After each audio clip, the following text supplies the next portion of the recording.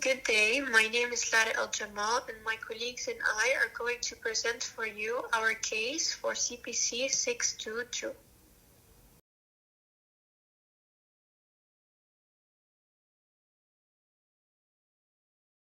Starting with the content, we will cover the patient's history, clinical examination, radiographic interpretation, followed by fine needle aspiration cytology report, differential diagnosis and management, and lastly, references.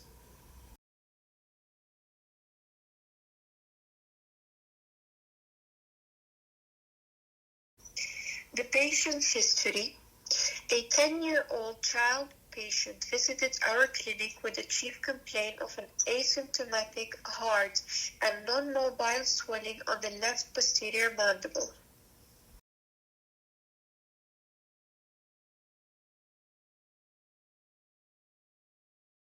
Upon clinical examination, it was revealed that there was a swelling present near the lower margin of the left posterior mandible. The primary mandibular left first molar tooth, tooth number 7-4, was non-vital. Also, eggshell crackling was discovered during palpation.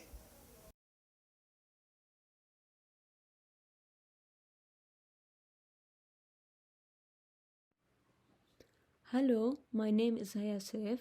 Going to the radiographic interpretation, the type of radiograph used for this patient is the dental cone beam computed tomography, which will give us a three-dimensional reproduction of images of mineralized maxillofacial tissue with lower doses of radiation and a minimal distortion than the CT scan.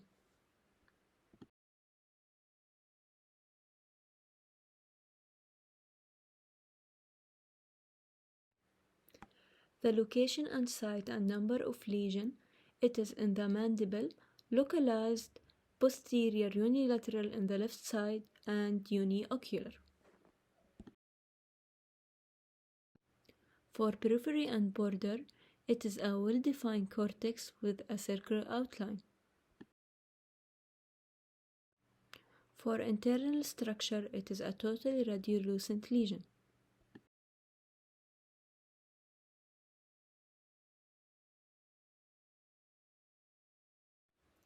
The size of the lesion is 2 by 1 centimeter, and the shape is a circular inflated balloon.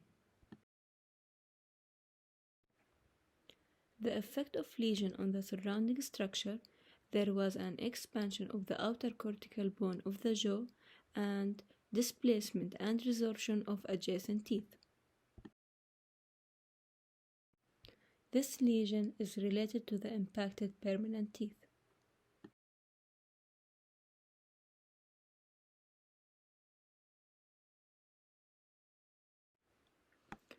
On fine needle aspiration, a straw-colored fluid was obtained.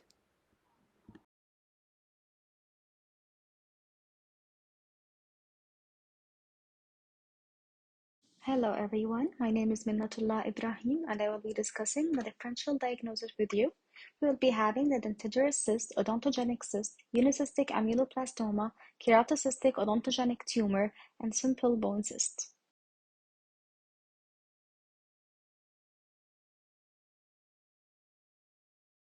Now we will be discussing the clinical features in the differential diagnosis. We will be having the age group, texture, vitality, internal structure. And we will also have the location, fine needle aspiration, asymptomatic and symptomatic diagnosis, and if it's either they have eggshell cracking or no.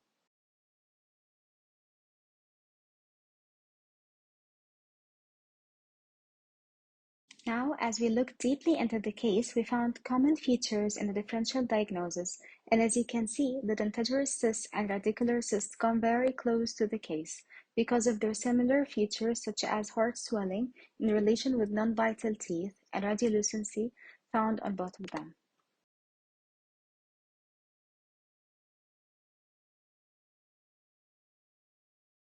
And now lastly, based on the clinical radiographic and fine needle aspiration, the most provisional diagnosis is the dentigerous cyst.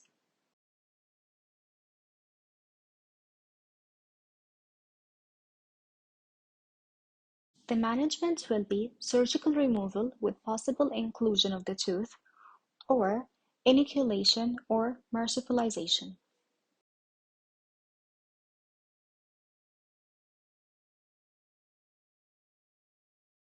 Kindly find here the reference used for our case. Thank you.